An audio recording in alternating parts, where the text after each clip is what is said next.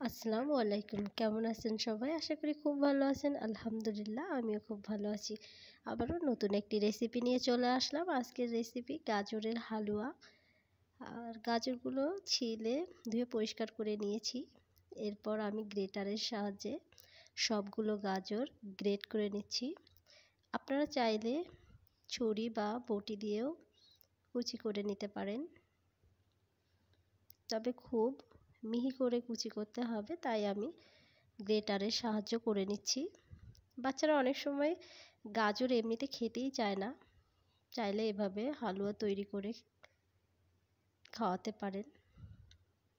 পুরো ভিডিওটার সাথেই থাকবেন, আশা করি খুব ভালো লাগবে। মোটামুটি আমার সবগুলো গাজর গ্রেট করে নেওয়া হয়ে গেছে। দেখুন কতটা ঝরঝরে এবং চিকন হয়ে গেছে। রান্নার জন্য প্রথমে প্যানে কিছুটা ঘি দিয়ে দিব, একটা শাহি ফ্লেভার নিয়ে আসার জন্য। এরপর এখানে দারচিনি এবং সাদা এলাচ দিয়ে দিব। কয়েক সেকেন্ড ভেজে নেওয়া হলে এর মধ্যে গাজরগুলো দিয়ে দেব। গাজর কুচিগুলো দিয়ে কিছুক্ষণ নেড়ে চেড়ে নিব। এ সময় চুলার আঁচটা মিডিয়ামে রাখবো, না হলে পুড়ে যেতে পারে।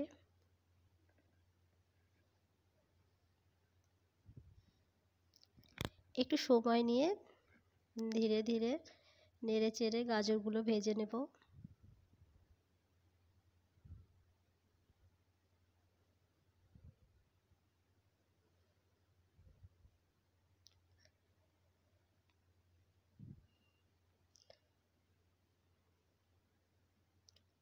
গাজরটা মোটামুটি ভাজা হয়ে গেলে এর মধ্যে দিয়ে দেব আমি 1 কাপ পরিমাণ দুধ। আমি প্রায় হাফ লিটার দুধ জাল করে অর্ধেক করেছি।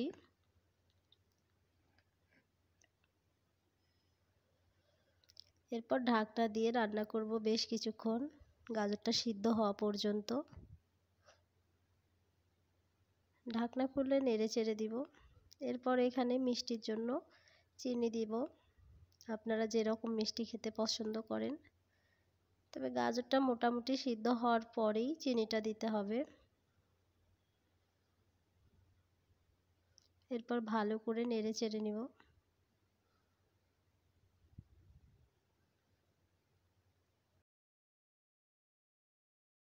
ঢেকে রান্না করব কিছুক্ষণ।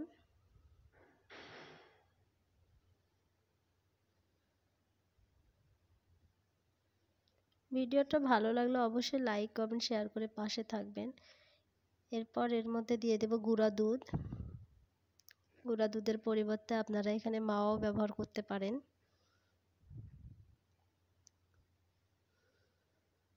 এই সময় চুলার আঁচটা মিডিয়ামেই রাখবো, রেখে ভালো করে নেড়ে চেড়ে নেব।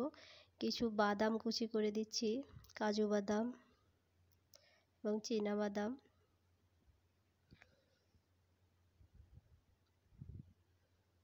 রান্নাটা প্রায় হয়ে এসেছে।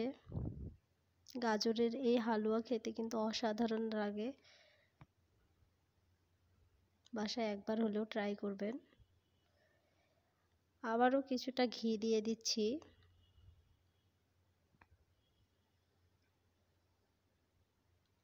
ভালো করে নেড়ে চেড়ে নিচ্ছি।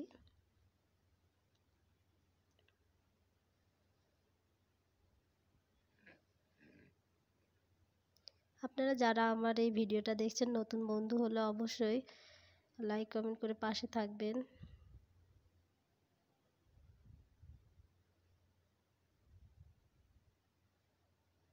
দেখুন রান্নাটা প্রায় হয়ে এসেছে আমার, এবার নামিয়ে নিব।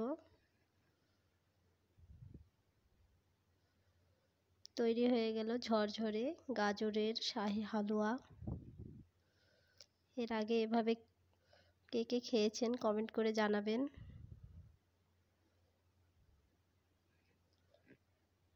খেতেও অসাধারণ হয়েছে। সবাই ভালো থাকবেন, সুস্থ থাকবেন। আজকে এ পর্যন্তই। আল্লাহ হাফেজ।